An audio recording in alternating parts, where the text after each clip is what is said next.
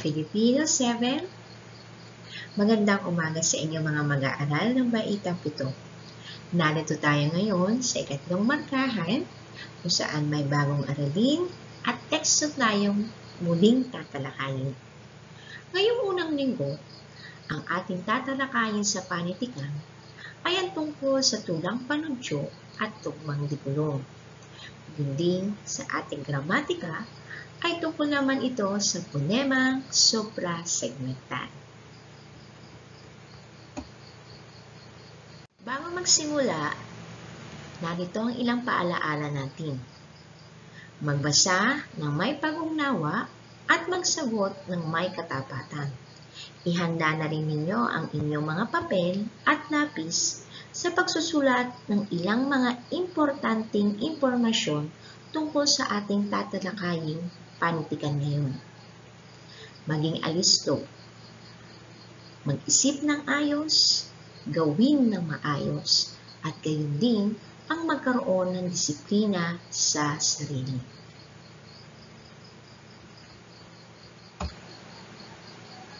Kamustahan muna tayo. Kamusta kayo mga mag-aaral ko?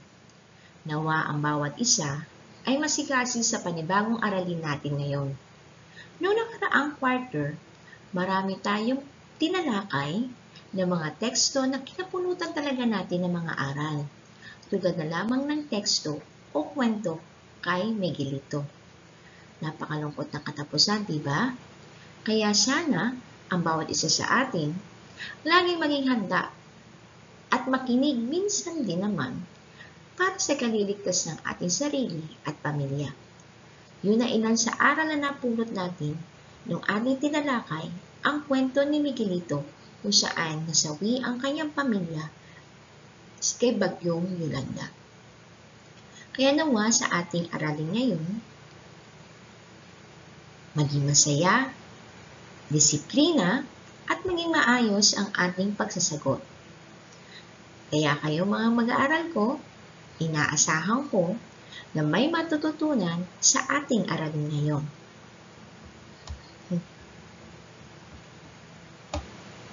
Ngayon, narito ang mga layunin natin sa aralin na tatalakayin. Una, na ihahambing ang mga katangian ng tulang panudyo at tugmang digulong. Ikalawa, na bibigkas na may wastong ritmo ang ilang halimbawa ng tula o awiting panudyo at tugmang digulong. At ikatlo, ay naisusulat ang sariling tulang panudyo at tugmang digulong.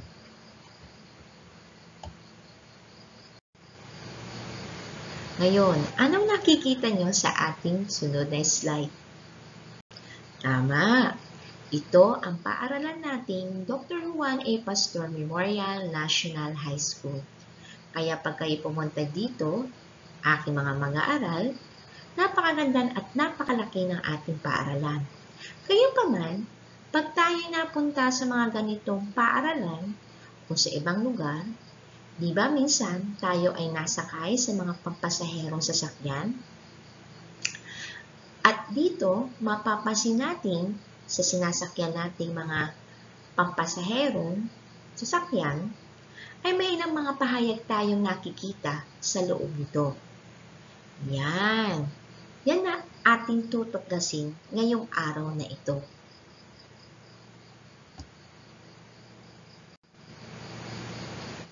Tingnan niyo mabuti ang mga larawan sa ating slide.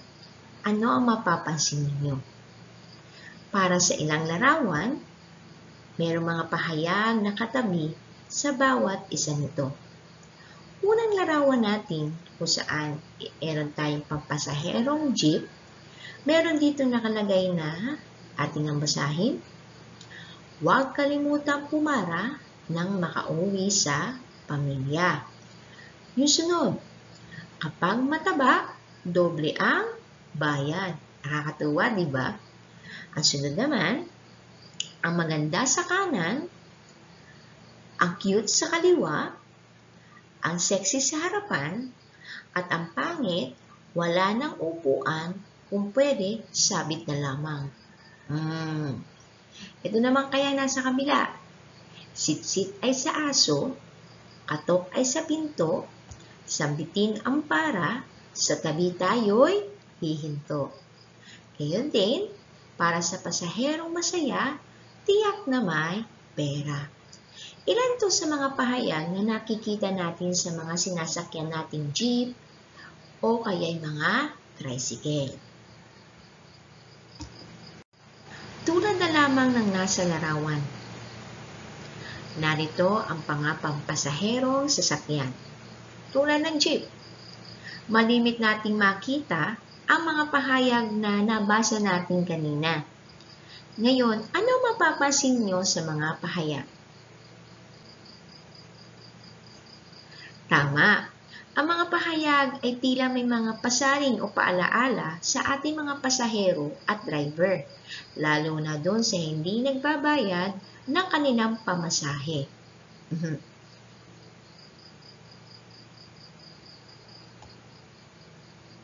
Narito ang ilang pang katanungan na ating sasagutin. Una, nakatutulong ba sa mga pasahero ang nababasang paalaala o pahayag na nakapaskil sa sasakyan? Bakit? Marahil, karamihan sa inyo ang kasagutan ay opo. Dahil sa mga pahayag na ito'y nagbibigay paalaala sa mga pasahero, gayon din sa driver ng sasakyan. Ikalawa, paano binubuo ang mga paalaalang nakikita sa loob ng mga sasakyan?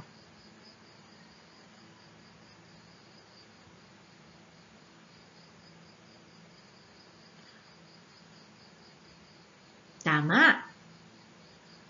Binubuo ito sa pamamagitan ng mga karanasan ng mga driver sa pakikipag-ugnayan nila sa kanilang pasahero, malungkot man ito o masaya.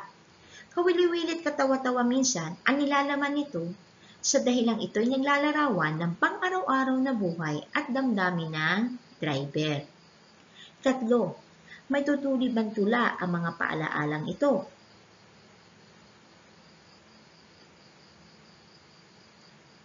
Opo, dahil ipinakikita dito ang pagpapahalaga ng driver sa kanyang trabaho na sa kabila ng hirap na kanyang dinaranas, ay positibo pa rin ang kanyang pananaw sa buhay. Kung mapapansin ninyo, tila ito patula, ngunit ito ay may malayang taludtungan.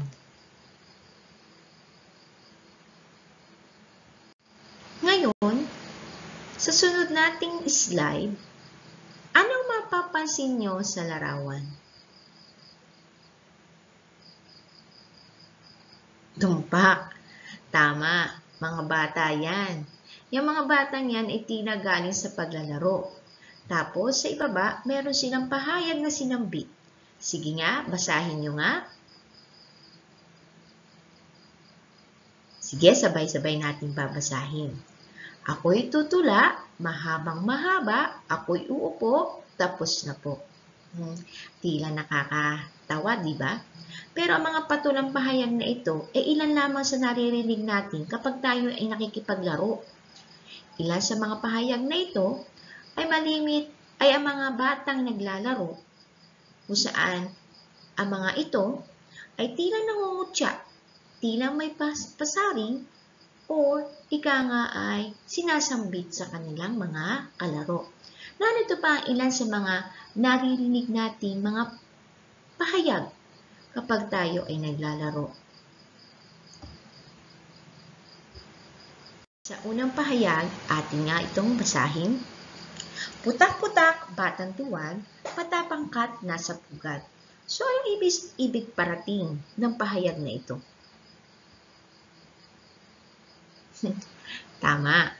Sa unang pahayag, sa patulang pahayag na ito, sinasabi ito na isang bata sa kanyang kapwa kalaro na kung minsan kapag may di pagkakaunawaan o nagkakagalit sila sa paglalaro, ay binabanggit nila ito upang ipagtanggol ang kanilang teritoryo laban sa kanilang kaaway. Ang lupit ano? Ang lalim ng pahayag na ito. Sa sunod namang pahayag, ating ang basahin. Ale-aleng namamangka, isakay mo yaring bata, Pagdating sa Maynila, ipagpalit ng kontsinta. Ilan sa mga tulang pahayag na sinasambit na matatanda sa mga batang makukulit, na kapag makulit, hindi nakikinig, pasaway, dadalhin sa Maynila, ipagpapalit ng kontsinta. Ilan yan sa mga naririnig natin noon at pailan-ilan na ngayon o sa kasalukuyan. Pero napakalalim ng kahulugan. Yan na ilan sa mga tulang ika nga ay walang diwa, pero may aral kayong makukuha. Ngayon, alam nyo na, ang mga sumusunod na mga patulang tila nangungutya at nagbibiro, gayon din ang mga paalaala sa mga sasakyan, ating tingnan ang inyong nalalaman sa katanungang ito. Paano makatutulong ang tulang panudyo at tugmang digulong sa pagkakaroon ng kamalayang panlipunan para sa kabutihan ng lahat ng mga Taga-Luzon? Yan ang ating sasagutin pagkatapos ng ating talakayan at ilang gawain o pagsasanay sa ating aralin ngayon. Ngayon, ating paunarin ang inyong kaalaman sa aralin natin ngayon. Ang tulang panudyo. Ang tulang panudyo ay akdang patula na kadalasan ang layunin ay manlibak, manungso o manguyang. Kalimitang may himig na nagbibiro, kaya ito ay kilala rin sa tawag na pagbibirong tula. Narito ang ilang halimbawa ng ating tulang panudyo. Batang makulit, palaging sumisitsit, sa kamay mapipitpit. So napakaliwanag ng ibig ipakahulugan ng pahayag ng tulang panudyong ito. Iyon din ang nasa baba. Ating basahin. Ako ay isang lalaking matapang, huni ng tuko ay kinatatakutan. Diba? Tila nagbibiro. Gayon din ang nang ayaw maligo, kinukuskus ng gugo. Yan. Ilan yan sa mga pahayag o tinatawag nating tulang panudyo na may himig na pagbibiro. Ang sunod naman ay ang tugmang digulong. Ang tugmang digulong ay mga paalaala o babala na kalimitang nakikita natin sa mga pampublikong sasakyan. Kalimitang may himig na nagbibiro, kaya ito'y kilala rin sa tawag na pagbibirong patula. Narito ang ilang pang halimbawa. Huwag dumikwatro sapagkat chip ko'y di mo kwarto. Samantala itong isang ito na tila napapanahon sa atin. Sa pagtaas ng gasolina, kami mga driver naghahabol ng hininga.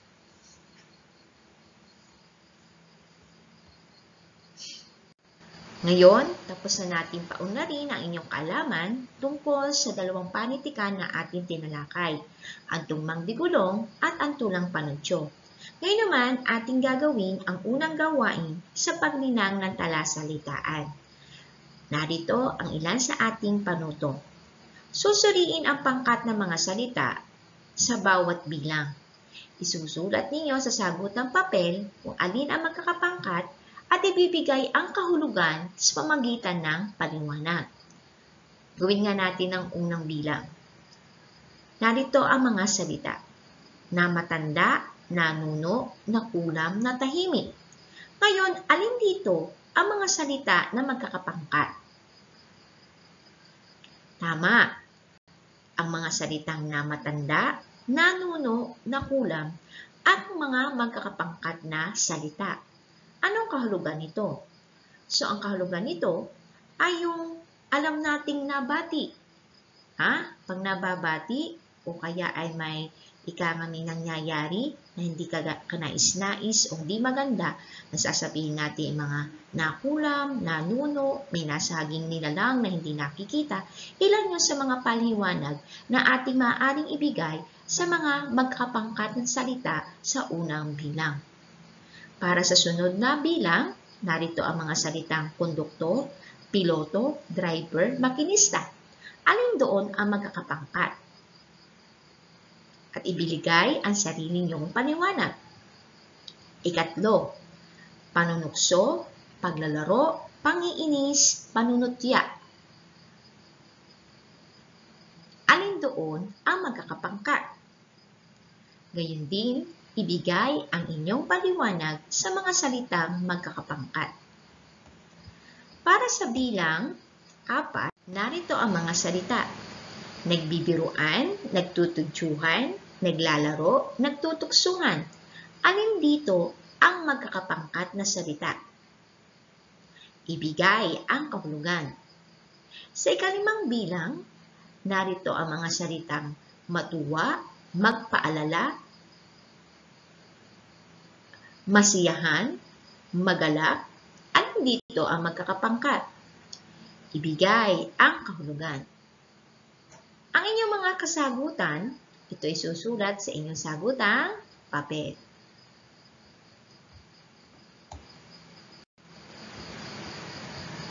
Para naman sa ikalawa nating gawain, naririto ang ating gagawin. Ilalahad ninyo ang pagkakatulad at pagkakaiba ng tulang panudyo at tugmang digulong. Ito ay gagawin ninyo sa inyong papel. Ito ang sinasabing Venn diagram. Sa Venn diagram, isusulat sa magkabilang bilog ang pagkakaiba ng dalawang salita. Ang ating mga salita ay ang tulang panudyo at ang tugmang digulong. Gayunpaman, sa gitnang bahagi naman ay ang pagkakatulad ng dalawang salita na ating tinalakay. Muli, ito'y gagawin sa inyong sagutang papel. Sa gawain 3, pagpapayaman ng nilalaman.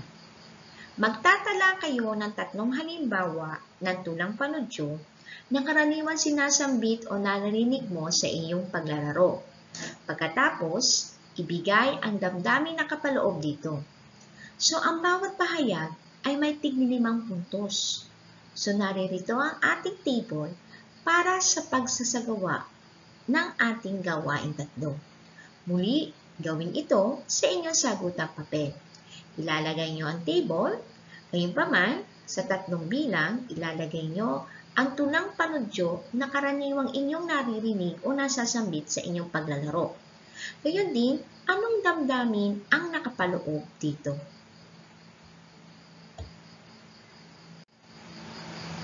Para sa gawain 4, pagpapayaman ng nilalaman.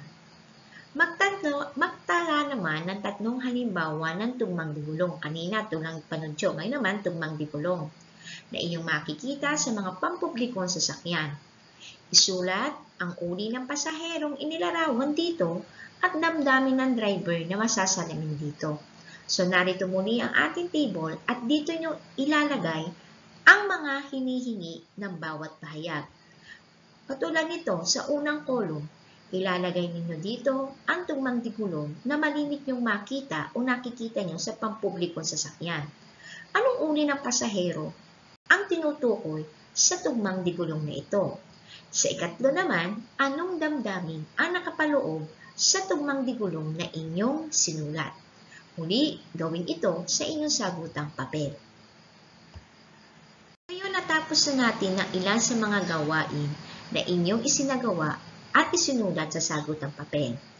Muli, maghanda kayo ng inyong papel para sa ating pagpapalihan.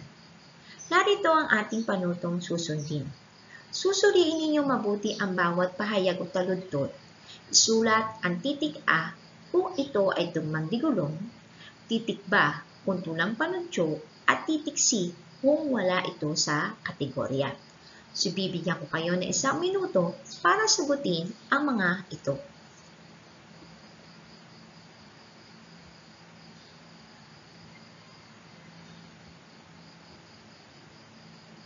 O ngayon, tapos na ang ating 1 minuto. Ating sagutin ang mga sumusunod na taludtod. Unang pahayag. Papuri sa harap, sa likod, paglibak. Anong kategorya kaya yan sa ating tinalakay kanina? Tama, ito ay titik B, tulang panudyo. Sunod, kapag duwag, walang palad. Tama muli, ito ay titik B kung saan ito ay tulang panunsyo. Sunod, dalawang bolang itim, malayo ang nararating. Tama, ito ay titik C, walang kategorya, sapagkat ang pahayag na ito ay isang tama, bugtong. Sunod, madaldal kung halalan, walang ginagawa kung mahalal. Titik B, tulang panunsyo. Ikalima, ang di magbayad sa kanyang pinanggalingan, di makakabababa sa panoroonan. Muli, tama, titik A, ito ay tugmang digulong. So, ilan sa inyo ang nakakuha ng perpektong puntos o 5 puntos? Magaling, napakagaling. So, makikita dyan kung paano nyo naunawaan ang ating panitikang tugmang digulong at tulang panunsyo. Ating muling tingnan ang ating sunod na pagsasanay. Ngayon, sa ating pagsasanay, ang paglalapat natin ito sa pang-araw-araw na buhay. So, ang gagawin natin, pag-uugnayin natin ang dalawang retorika na ating tinalakay. So, sa una, susulat ng isang tulang panunsyo at isasalang-alang ang mga dapat tandaan sa pagsulat ng tulang panunsyo at magiging malaya kayo sa pagpili ng paksa. So, pagkatapos nito, ipaliliwanag ko sa inyo ang rubrics na ating susundin sa pagsulat ng tulang panunsyo at ng sunod na gawain, ang pagsulat naman ng tugmang digulong. So, ito naman ang sitwasyon sa pagsulat ng tugmang digulong. Isa kang traffic enforcer, napansin mong madalas na hindi nagkakaintindihan ang mga pasahero at driver sa inyong lugar. Naisip mong bumuo ng tugmang digulong na ipapaskil sa mga tricycle. So, itataya ito batay sa sumusunod na pamantayan. So, ito ang ating rubrics na ating susundin sa pagsulat ng tulang panunsyo at tugmang digulong. So, nilalaman, una, dapat malinaw ang mensahe. Ikalawa, may orihinal. So, may tig-3 puntos ang bawat isa sa nilalaman. Sa pagiging masining naman, una, malikhain na presentasyon, may 3 puntos. May hikayat sa madla, 3 puntos. Angkop ang mga salitang ginamit, 3 puntos. So, may kabuang 15 puntos. So, sa inyong gagawin sa tulang panunsyo na mayroong kabuang 15 puntos, gayon din sa tugmang gulong na may kabuuan ding 15 puntos. So, ang bawat pagsasanay o gawain na ito ay gagawin sa sagutang papel. Ngayon, atin naman pagnilayan at unawain ang naging focus nating katanungan sa araling ito. Ang ating katanungan, paano makakatulong ang tulang panunsyo at tugmang digulong sa pagkakaroon ng kamalayang panlipunan para sa kabutihan ng mga taga-Luzon? Alam natin na ang tulang panunsyo ay kilala rin sa tawag na tugmang walang diwa. Ang mga ito'y parang laro lamang na nagpapahayag ng katutubong kawalian, tradisyon, gawain at kagandahang asal ng ating mga ninuno. So dito, nailalarawan din ang mga pang-araw-araw na pamumuhay ng mga sinaunang Pilipino. Gayon din ang kanilang paniniwala at kaisipan. So dito, nagtataglay ng aral at magagandang mensahe. Binubuo ito ng ating mga ninuno noon ayon sa layunin at nilalaman at di gaanong binigyang pansin na istruktura ng pagkabuo nito. Makatutulong ito sa ating mga kababayan dito sa Luzon. Ang tulang panunsyo ay maaaring tumukoy din sa panlipunang kamalayan upang malaman natin ang mga problema ng bawat pangkat na nasa iba't ibang pamayanan na batayan ng pang-araw-araw na buhay ng mga taong namumuhay noon. So dito nalalaman natin ang mga problema at kahirapan ng isang pamayanan dahil sa mga tugmang ito. Samantala ang tugmang digulong naman, di inaalintana sa atin ang ating mga panganib na sinusuong sa araw-araw, lalo na ng mga driver. Dito, namamayani ang damdamin o nasasalamin ang damdamin ng ating mga driver at pasahero sa pang-araw-araw na buhay. Gayon din paman na ipakikita dito ang karanasan ng mga driver sa pakikipag-ugnayan nila sa atin o sa mga pasahero, malungkot man ito o masaya.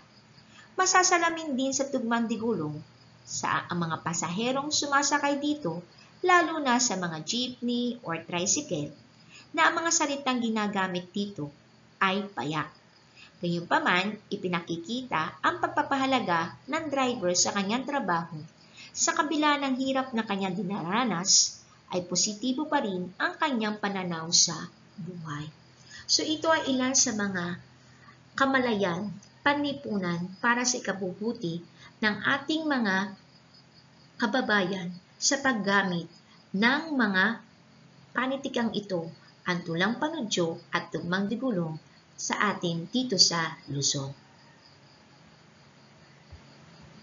Ngayon, tapos na natin talakayin, paunlarin, at ilapat sa pang-araw-araw na buhay at pagnilayan ang ating araling tinalakay ngayon sa unang linggo na ikatlong markahan. Narito ang ating kasunduan. So alamin ano ang phonema suprasegmental at bakit mahalaga ang phonema suprasegmental sa pagbuo ng mga tunang panudyo at tugmang digulong.